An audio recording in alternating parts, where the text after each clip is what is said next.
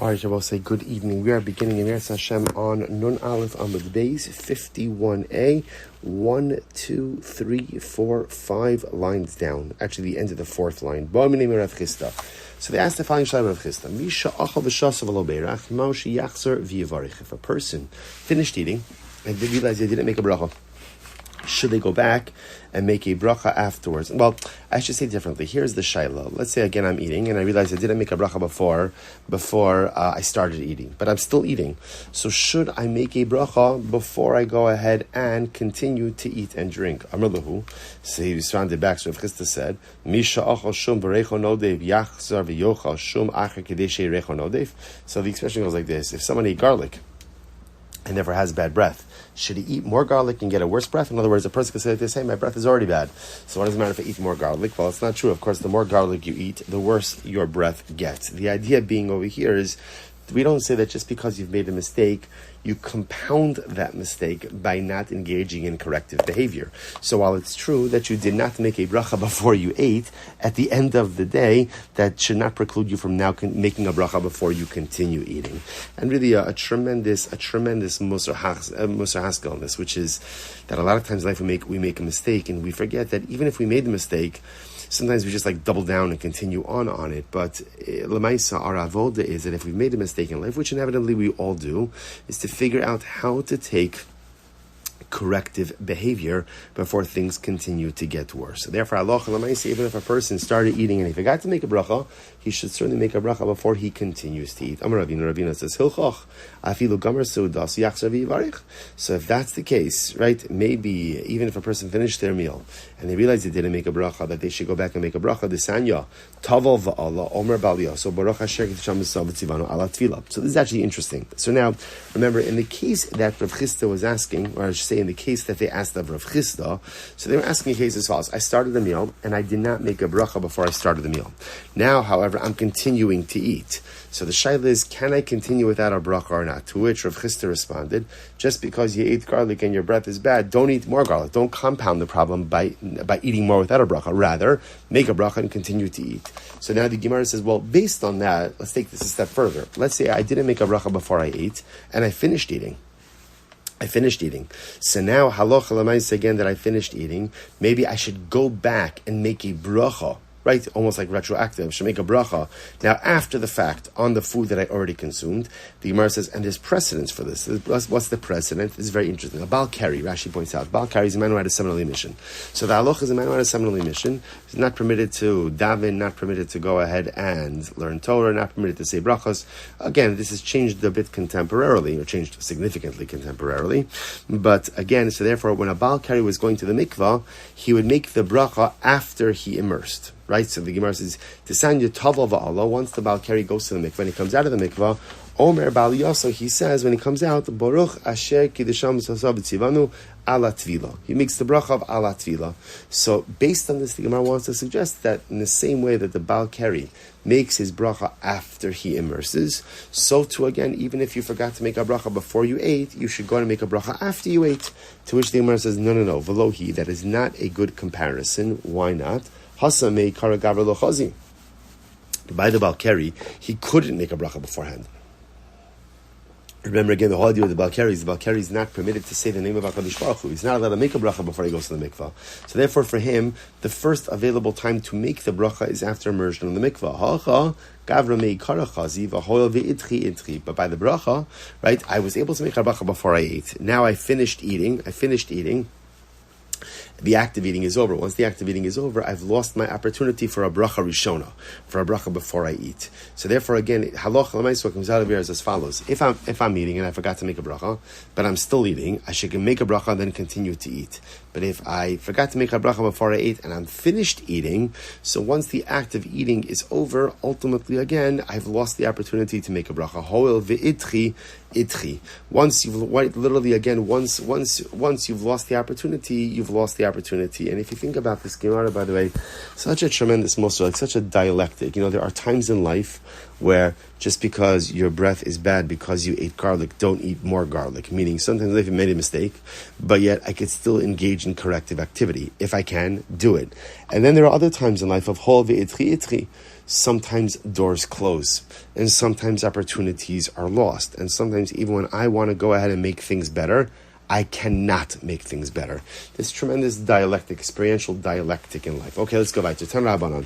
Ispargus, Yafel Alev Tov Le'inayim. So asparagus. So as we're going to see again, that asparagus was a drink. Now, sometimes we're going to see, sometimes it was made with wine, sometimes it was made with beer, but as Rashi points out over here, always mixed with cabbage, some type of cabbage or lettuce. So asparagus, asparagus is good for the heart and good for your eyes.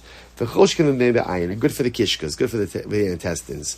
And a person who drinks asparagus regularly, has good health benefits for the entire body. But if you get drunk from asparagus, because since, as we said before, it's either made from wine or beer, if you get drunk with it, then again it has a detrimental effect on the entire body. So the Margos vitamin. So this is interesting. So the Gemara says, once you tell me that asparagus is good for the heart, so the Gemara says it must be talking about asparagus made from wine, because wine is, by at least time from the perspective of the Gemara, is always considered to be good for the heart. Yet at the same time, the Gemara also said that this asparagus, which is good for that, is also good for the kishkas. It's also good for the intestines. But the Gemara says, "V'atanya lilat yafa."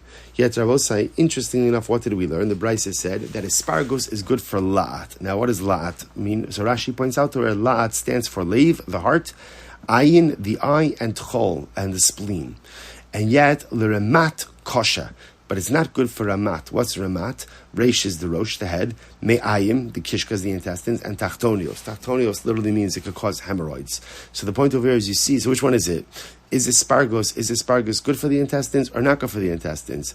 To which the Gemara says, no, it's not a contradiction. Kitan yahahi b'miyushan. So the Gemara says, what kind of asparagus are we talking about over here? So asparagus, we're talking about asparagus that's made with old wine. So apparently, we only thought there were two different types of asparagus. Type of asparagus ultimately that's made with beer, made with wine. Apparently now, even in the wine asparagus, there's two different types of asparagus. There's asparagus made with old wine and asparagus made with, we'll call it, I guess, new wine. Kidisnan, konam yain shani toim, shayin chashin ayim. If a person makes a neder, I take a neder, or konam is lashon of neder, I take a neder that I'm not going to drink wine. So why? Shayayin kasha libnei me'ayim. And it says because ultimately, again, wine is bad for the intestines. So this is the neder a person made. I'm not going to drink wine because wine is bad for the intestines. The Gemara says, Amrulo. But let's say people heard him making an neder and they said, 1 second, Valome Yushan, Yafahu libnei me'ayim. But old wine is good for the intestines. Vishasak, and the guy was quiet. He is prohibited to drink new wine because that's not good for the intestines, but he is permitted to drink old wine. So why do you have to go through this entire exercise to show that apparently old wine is good for the intestines and new wine is not good for the intestines? Therefore, again, when the Gemara spoke about asparagus that is good for the heart and good for the intestines, that's talking about asparagus that is made from old wine. Incredible. Let's go weiter. Tan Rabbanon. So the Gemara says, let's analyze this. So we are in the Gemara, right across from Tosas Zocha. So if you see Zocha L'Shnei Olamos, right across there, the two dots. Tan Rabbanon. Shishad Ram Nero about asparagus. There are 6 things that were said about asparagus. Number 1, Ein Shosin also Elikishu Chayu Mole.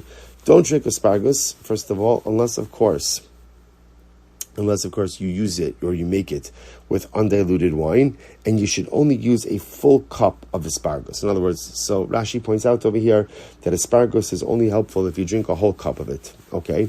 Next, you should accept the cup in your right hand and drink it with your left hand. Don't speak after drinking it. And don't interrupt, don't make a hefsek, don't interrupt while you're drinking it. Fine. And ultimately, again, is interesting. And if you're going to eat after asparagus, you should only eat after asparagus. You should only eat food that is of the same type of ingredients used for asparagus. So, for example, if you're drinking wine asparagus, after you drink wine asparagus, if you want to eat something, either grapes or the cabbage ingredient, but whatever you're going to eat afterwards should be the same ingredients as the asparagus itself. Very interesting. But we learned in the Brisa that if you're going to eat after asparagus, you should only eat bread, nothing else. Oh, the Gemara says once again, it depends what kind of asparagus. So apparently, if you're drinking asparagus that's made from wine, it's best to only eat bread after that. But if you're eating asparagus made from beer, then you could eat something, but it should be of the same ingredients that were used to make the asparagus. So Tani Chada, Lela'at Yafe, Leremat Kosha, V'tanya Idach, Leremat Yafe, Lela'at Kosha. So the Gemara says, now we have a contradiction. So one Brisa says that asparagus is good for la'at. So remember again, la'at is leiv ayin tchon, right? The heart, the eyes, and the spleen, and it's bad ultimately again leremat, which is rosh me'ayim and tachtonim, the head, the kishkas, the intestines, and hemorrhoids. And yet another brisa said that asparagus is good for remat. It's good for the rosh, the me'ayim, and the tachtonios. It's good for the head, the intestines, and it helps hemorrhoids. And la'at kasha, but it's not good for the leiv, the ayin, and the tchon, for the heart, the eyes, and the spleen. So what's going on over here? Lokashya habed chamra, habed shichra. Once again, it depends what type of asparagus we're dealing with. So apparently, again, wine asparagus is good for the heart, the eyes, and the spleen. And ultimately, beer asparagus is good for... So beer asparagus is good l'ramat. It's good for the head, the intestines, and the hemorrhoids. Okay. Tani Chada. So what's the Gemara says as follows. Rak acharov loke. Right? So the Gemara says like this. If you drink asparagus and then you spit afterwards, ultimately, again, it's detrimental. So in other words, what that seems to be saying is like this, is if you drink asparagus and then afterwards you take the saliva that accumulates in your mouth and you spit it out, you're like nullifying the effects of the asparagus. V'tanya idach, another brisa says, lo rak acharav lokeh. No, the other brisa says if you don't spit after drinking asparagus, it's detrimental. So which one is it? Is spitting after asparagus a good thing or a bad thing? To which the Gemara says once again, lo kashya, habed chamra, habed shechra. So apparently all of these distinctions really center on the type of asparagus that you're using. So the brisa that says that it's not good, it's detrimental to spit, is talking about wine asparagus, and the one that says that it's beneficial to spit is talking about beer asparagus. Amar Rashi says, "Fas hashada amrit lo rak achrav loke meimav nizrak and afilu b'fnei hamelech." So Rav Ashi says like this. So now that we've learned that if after drinking a certain type of asparagus you have to spit, you have to expel the saliva, and if you don't do so, it can be harmful to you. Even if you're in the presence of the king and you did not spit after drinking asparagus, you should spit. In other words, normally spitting in front of the king is not a good idea.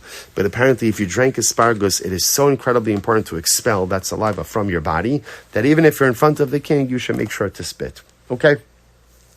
So I will say, by the way, that concept, that motif, has to do with this idea that obviously when it comes to safeguarding your health, person has to do whatever needs to be done. Rabbi Shimon Elisha said as follows.